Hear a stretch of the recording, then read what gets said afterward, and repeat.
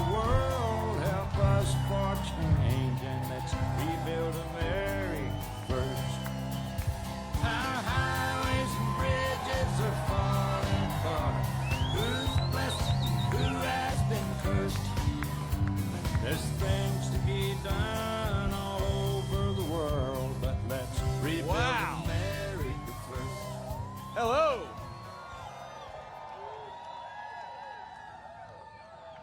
It is great to be in the great state of Michigan in 69 days, my friends.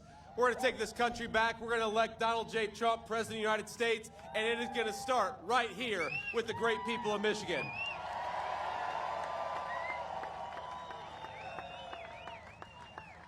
Now, last week, the biggest heist in American history happened right under Kamala Harris's nose. Somebody stole 818,000 jobs that she and Tim Walz have been bragging about. Y'all see that?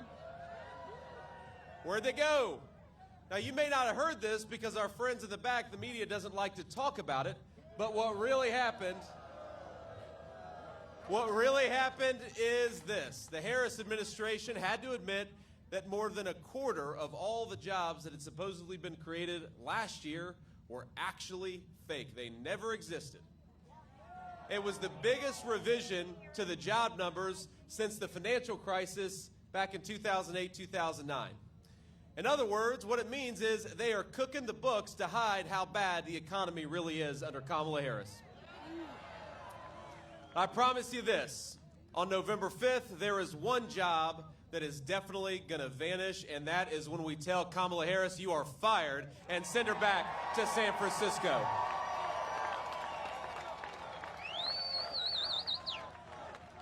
Now,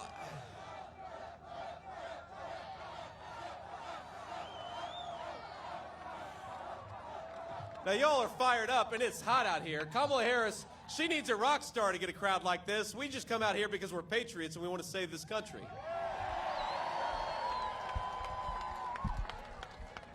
Now, Kamala, I don't know if you noticed, if you paid attention to the news lately, Kamala has decided that the American people don't like her policies, and she's exactly right about that.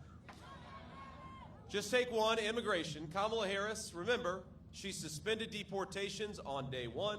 She stopped Donald Trump's Remain in Mexico policy. That was on day one, and that's why we have a wide open southern border. But I read a story this morning that her advisors are considering just copying all of Donald Trump's policies. They're more popular. In fact, I've heard that for her debate in just a couple of weeks, she's going to put on a Navy suit, a long red tie, and adopt the slogan, "Make America Great Again." I think that's what... But we're not going to let the American people forget that Kamala Harris is the candidate of American decline. She cast the tie-breaking vote for the Inflation Explosion Act. She cast the tie-breaking vote to send interest rates and mortgages through the roof. She opened that border on day one, and as much as fake Kamala wants to pretend that she now agrees with Donald Trump, we've got to remind her she's the vice president right now. Stop talking about what you're going to do. Start talking about what you are going to do right now because you're the vice president. And what she has done has been a disaster. Now, I will confess that in some ways I have a soft heart, ladies and gentlemen. In some ways I feel bad for Kamala Harris. They don't. You don't. But I'm not sure that this is a woman who knows what she actually believes. She is, if you think about it, she's just a cog in the wheel of a very corrupt system. Now let's go back in time a few years and just remember the formula of Kamala Harris and her handlers and what it wrecked. Now step one was to ship all of our good manufacturing jobs to Mexico, to China, to far-flung corners all over the world. Remember, Kamala Harris supported the reauthorization of NAFTA, which has been terrible for the state of Michigan, the state of Ohio, and the state of Pennsylvania. Proud towns became ghost towns. Dignified American workers became dependent on the government, and families, including a lot of families like mine, fell apart under financial stress. Now that was step one. Did we ask for any of that? Now here's step two. Step two is open our border to millions of illegal immigrants. And into that void of joblessness, poured drugs and a lot of cheap labor. Our leadership, including Kamala Harris, they said it was compassionate, but it was a lie. What they really wanted, my friends, was millions of voters for Democrat policies, and they wanted millions of cheap laborers. American wages went down, and our leaders learned they could ignore their own citizens and their quest for power. Now, that was step 2, and I asked, did we ask for that? Now, the next step was a lot of stupid foreign policy. Our leaders couldn't deliver prosperity, but they could deliver war and conflict. So we invaded countries all over the world, and then we invited other countries to invade us through illegal immigration. Our people got poorer, our leaders got richer, and they got more powerful. Now, that was step 3, and I asked, did we ask for that? Now, I've lived, and I know a lot of us in this crowd have lived the consequences of these failures. And I saw it very personally, my friends. My parents divorced. My family began to struggle. My mom, God love her, she found solace in the prescription pain pills that a lot of kids and a lot of adults were getting hooked on. And then eventually she moved on to some harder stuff. Now, I will tell you that I thought I would lose my mom when I was a kid. And I prayed every single day that she would somehow find her way to a second chance. And I'm very proud, my friends, to tell you, not only did my mom find a second chance, but she's here with us today campaigning with me in the state of Michigan.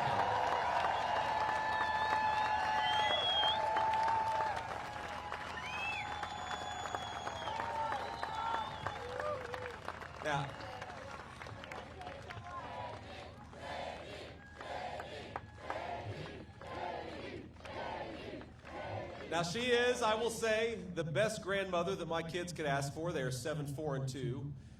Spoils them a little bit too much, Mom. No more Pokemon cards in front of 1,000 people. No more Pokemon cards. The kids have got enough. But I know that a lot of Americans prayed for that second chance, and thank God we got it. But a lot of Americans prayed for other things. They prayed for good jobs. They prayed for their towns to have prosperity.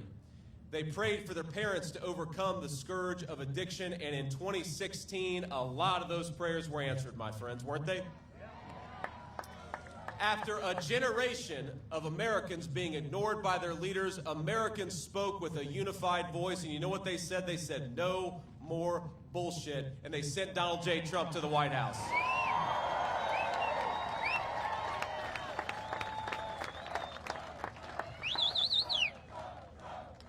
Now, the same people who screwed this country up for 30 years said President Donald Trump would fail. Remember that?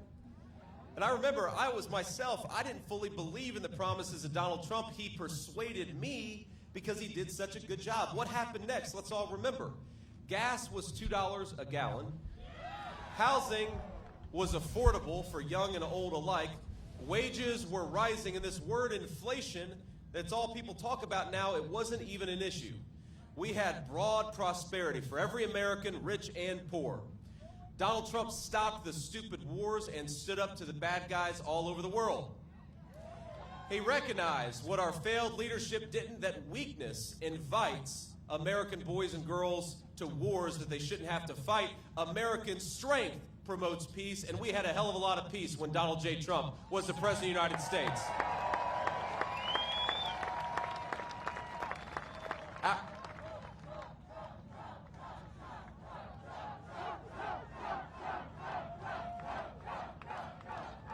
I gotta get whatever we fed these guys behind me. They're having a good time. Our border, my friends, our border was secure. Overdose deaths were coming down where they had gone up for 15 years. And a lot of people who struggled in my hometown had good jobs and good prosperity, and it happened all across the state of Michigan and Ohio. My mom, she got clean and she stayed clean. That was my personal victory that happened. And for every lie, remember, for every lie they told about Donald J. Trump, he just kept on plugging away at doing the American people's business. He did it so well, we had take-home pay rising faster than it had in 30 years. Our corrupt leadership, remember this, our corrupt leadership said, if you put tariffs on China, prices will go up. Instead, Donald Trump did exactly that. Manufacturing came back and prices went down for American citizens. They went up for the Chinese, but they went down for our people.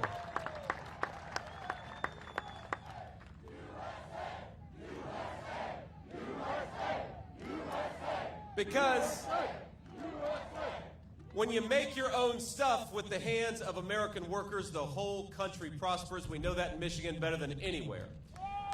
Now, our corrupt leadership said if you enforce the border, people south of the border are going to suffer. But Donald Trump recognized that his first responsibility as president was to the American citizen and not to anybody else. So he shut down that border. He shut off the drug trade. He drove the cartels out of business, and he had overdose deaths falling in this country. What an amazing thing it was. Remember, our corrupt leadership said that you can't defeat ISIS. Remember that? Just a few years ago, they said we're going to have to re-invade Iraq to defeat ISIS. Donald Trump defeated ISIS in a matter of weeks, and then he brought America's sons and daughters home. What an amazing, amazing track record of leadership. But let's be honest, the country wasn't broken in 4 years, and 4 years was not enough time to root out all of the corruption.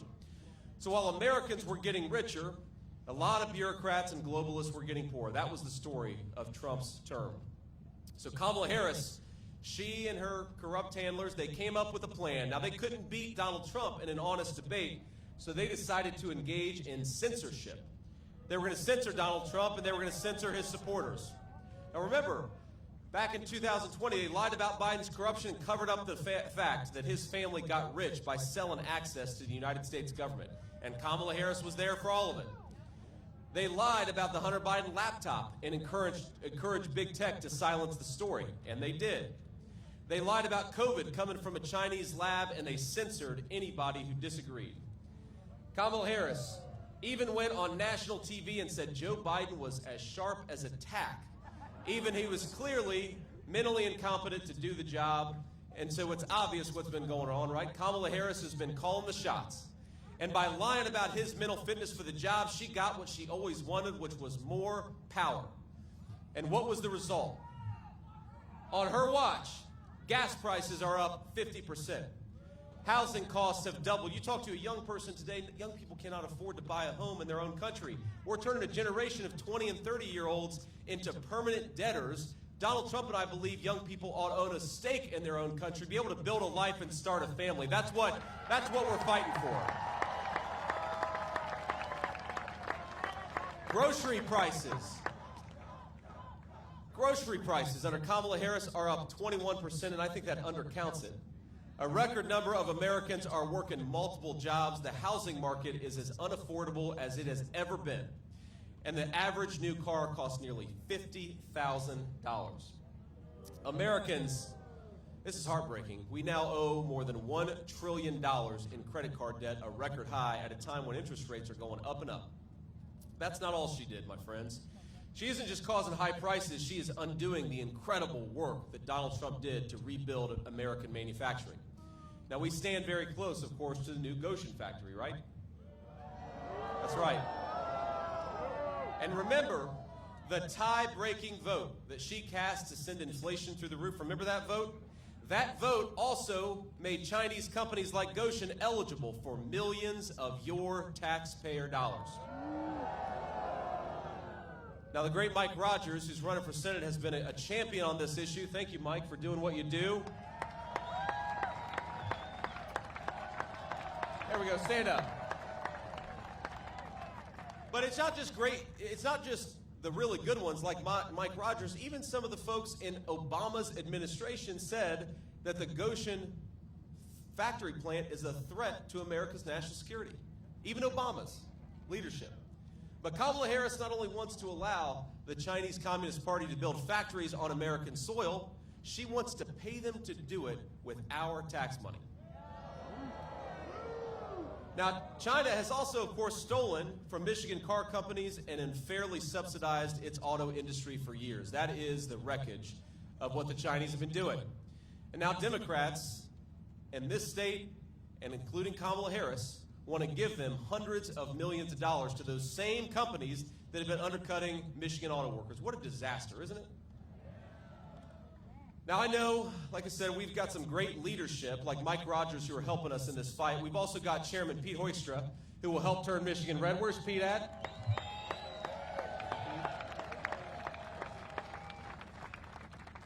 We've got the great Tudor Dixon. Where's Tudor at? I saw Tudor earlier. There's Tudor Dixon. Now, they all know firsthand that Democrats are helping China destroy and replace our auto industry from the inside out, and we're going to stop it. The Democrats are helping China, and it's not just in Goshen, okay? They're doing a lot more beyond that. In fact, just a few weeks ago, you probably saw this, Stellantis announced that it would lay off nearly 2,500 proud Michigan auto workers making the iconic Ram 1500 Classic.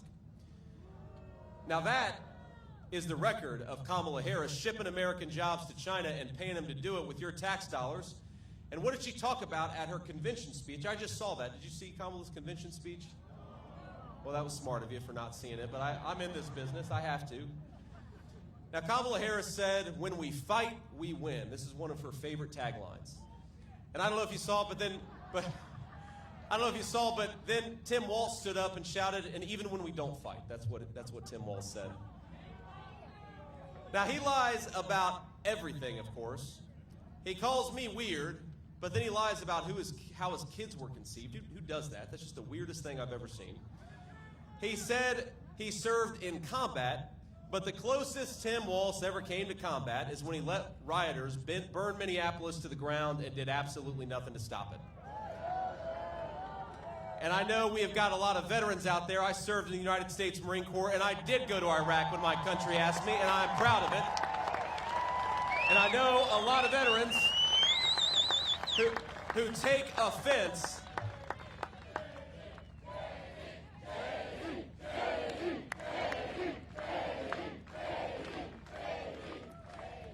But there are a lot of veterans from across our military who don't like it when other people lie about their service for military gain, and that's exactly what Tim Walz did. It is a slap in the face to all veterans, and it's not just from Tim Walz. Kamala Harris not only chooses to stand by this man, because in spite of his dishonesty, she actually chose him to become her vice president to begin with.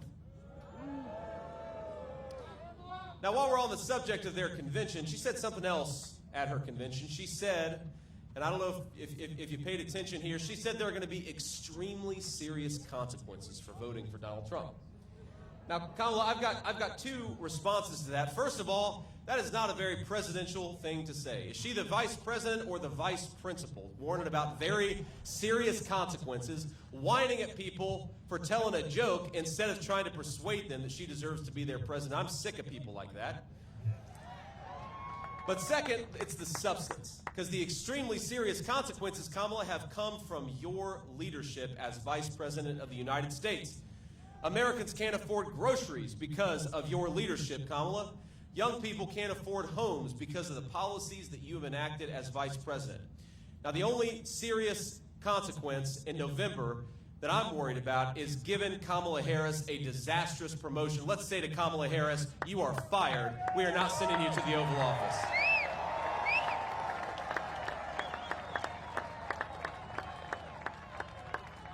Now, my favorite line from Kamala is she says, if you elect her president, she's going to fix it all on day one. Well, Kamala, I hate to break it to you, but day one was 1,300 days ago. You've been vice president for 3.5 years. What the hell have you been doing during all that time? The message from this crowd and this state of Michigan is you had your chance, you failed, and we're not giving you a promotion. And Donald J. Trump is coming back to clean up your mess, Kamala Harris, and it's going to start right here in the state of Michigan.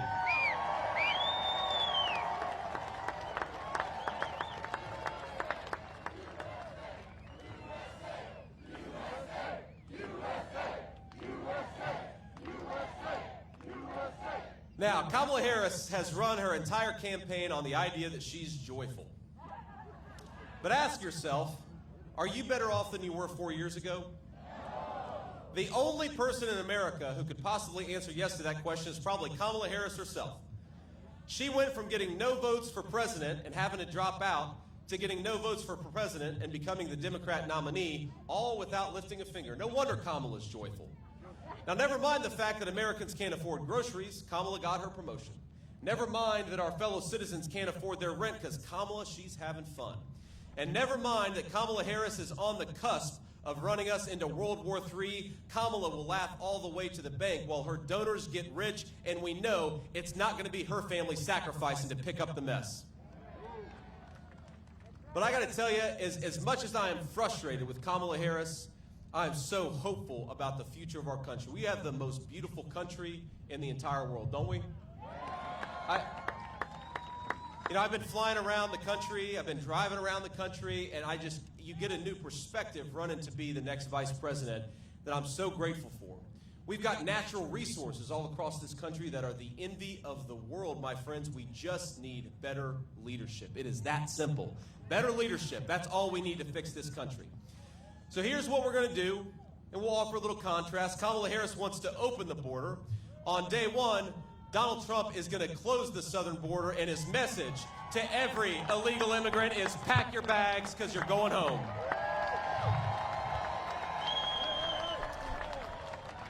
Kamala Harris wants to bankrupt Medicare by giving it to illegal aliens. Donald Trump is going to fight to safeguard Medicare and all of our great programs so that it only goes to the American citizens who paid into it, not to illegal aliens who are going to bankrupt it. Now, Kamala Harris wants to shut down American energy and drive manufacturing out of this country. Donald Trump has a different idea. He is going to drill, baby, drill. We're going to unleash American workers and bring back those great factories. Kamala Harris wants to reward companies that ship American jobs overseas, and she wants to raise taxes on American workers. Donald Trump is going to cut taxes for American workers, cut taxes for the businesses that hire them, and raise the tariffs on the companies that are shipping jobs overseas. That's our promise, and that's exactly what Donald Trump's going to do. And so, while Donald Trump is the people's president and Kamala Harris is running on a fake joy, Donald Trump is going to offer something very, very different. He's going to offer a very real hope for the future of this country. Hope that we can reignite our economy and bring back prosperity. Hope that we can raise our kids in secure neighborhoods with safe borders. Hope that we can renew the patriotism that binds us together as one nation under God. My friends, the American dream right now, it probably seems a little out of reach to a lot of us. But in 69 days, we're going to save every single American dream. We're going to save this country for the citizens of this land, and we are going to lead together with President Donald J. Trump a great American comeback. So I want us to send a message. I want us to send a message. They can hear it all the way in San Francisco. They can hear it in Tim Walz's Minneapolis. They can hear it all across this country, that Michigan is going red. Michigan is leading the great American comeback, and Michigan is going to elect Donald J. Trump, the next president of the United States. God bless you all, and thank you for having me in this beautiful country. God bless you all.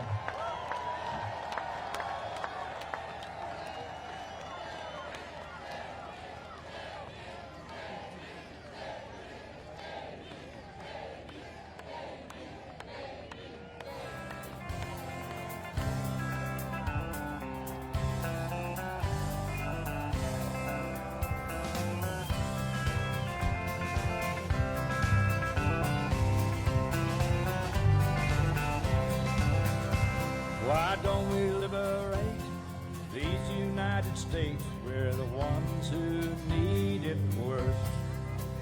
Let the rest of the world help us for change, and let's rebuild America.